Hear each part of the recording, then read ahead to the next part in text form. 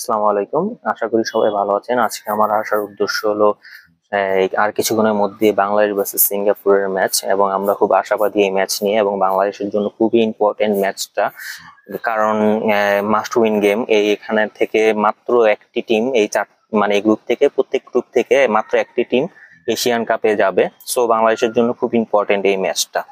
এবং আমরা যতটুকু জানি বাংলাদেশ স্ট্রং পয়েন্ট হলো আমাদের মিডফিল্ড, এবং আমাদের ফরওয়ার্ড লাইন কিন্তু খুব সচরাচর ভালো করতেছে তেমন না। আমরা অনেক মিডফিল্ড থেকে অনেক গোল অপরচুনিটি ক্রিয়েট করি, কিন্তু ফরওয়ার্ড লাইনে যে ইজি গোলগুলো আমরা মিস করি। তো আমাদের যদি বলি আমাদের উইক পয়েন্ট কোনটা, আমাদের উইক পয়েন্ট হলো এই ফরওয়ার্ড লাইন। এবং আজকের ম্যাচে একটি চেঞ্জ তো হবেই, সমীর সোম খেলছে, এবং এর সমীর সোমের জন্য কাকে বসতে হচ্ছে, আমার কাছে মনে হচ্ছে সোহেল রানা বসবে। কারণ সোহেল রানা হয়তোবা গত ম্যাচে গোল পেয়েছে, কিন্তু আগে পরে বা আমি দেখি যদি তেমন কোনো আহামরি পারফরমেন্স তার নেই, এবং সেটা এতগুলা ম্যাচ খেলে কালকে তার মানে ওই দিনের ম্যাচটা তার ছিল মাত্র সেকেন্ড গোল।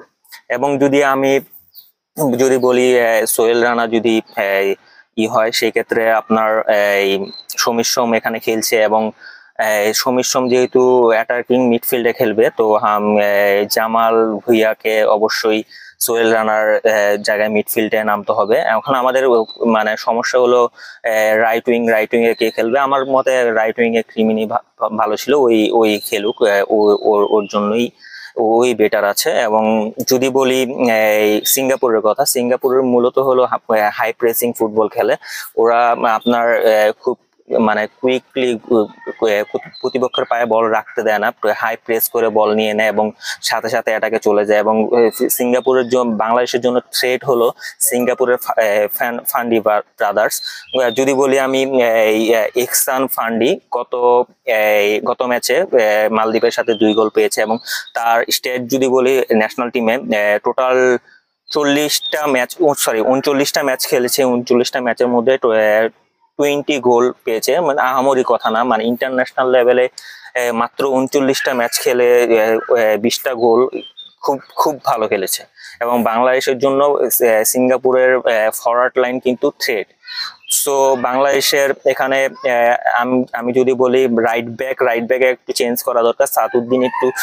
সাদউদ্দিন এবং তাজউদ্দিন দুইজনে একটু মানে অ্যাটাকিং ফুল ব্যাক, তারা একটু উপরে উঠে খেলতে পছন্দ করে। তো আর সিঙ্গাপুরের ফরওয়ার্ড লাইন কিন্তু সিঙ্গাপুরের ক্রস মানে রাইট উইং লেফট উইং খুব ভালো খেলে, এবং ফরওয়ার্ড তো আছে আমাদের ফান্ডি কিন্তু ফক্সিং দা বক্স বলা যায়। মানে বল এখানে পেলে ও মানে যদি কোন রকম বল বানিয়ে দিতে পারে, বাকিটা ওই কাজ করে ফেলে।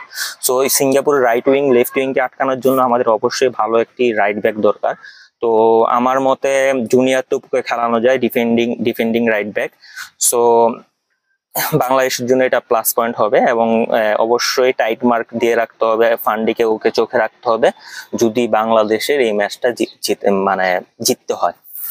So best of luck. আশা করি বাংলাদেশ এই ম্যাচটা জিতবে এবং আমাদের আশা পূরণ করবে। চলো বাংলাদেশ, চলো বহুদূর, ইনশাআল্লাহ আজকের ম্যাচ জিতবে।